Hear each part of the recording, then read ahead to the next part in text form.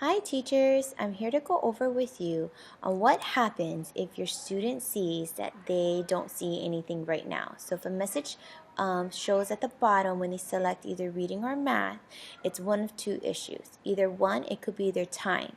So take a look at what time the student is logging in. If the student is logging in before 8 o'clock, the student is not going to be able to access their lessons because we're not allowing students to use iReady outside of school hours.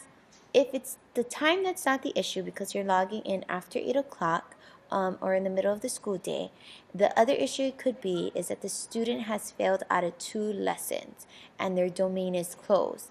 And sometimes certain students, they have tested out of I've seen 2 or 3 of the domains, and so they only have 2 or 3 to work on.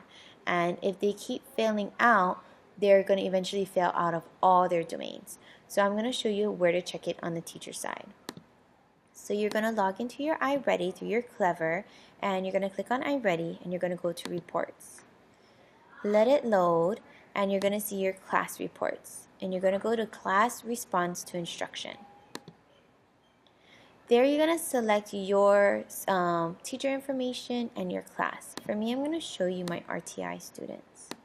So I'm going to go to my instructional group and I'm going to scroll down to my RTI. And you're going to view the report. You're going to scroll down and you're going to see your list of students. You're going to keep scrolling until you see these orange exclamation points. This is indicating that something is happening with their account, and so you can take a look into it. So I'm going to click on Elijah's. Let it load, and at the very top you're going to see a general report on how he's doing. So you see here for Elijah, he has 4 of his domains. All should be turned on except for his algebra and algebraic thinking. So that is telling me that it got turned off because he had 2 lessons that he failed out of twice each.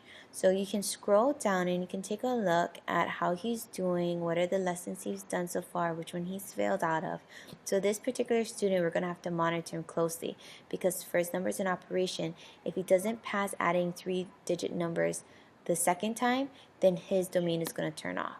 But I'm going to scroll down to his algebra and algebraic thinking.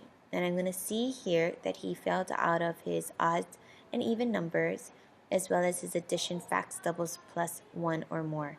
So to help me figure out how to help him, you can click on the lesson, and I like to go through the quiz, and I click to view the quiz because I want to see what is the specific skill that iReady is testing him on so that I can pull additional resources. You can pull additional resources from anywhere. I've used Super Teachers, you can use the iReady curriculum, you can use any type of resource that you can get your hands onto that will target that specific skill.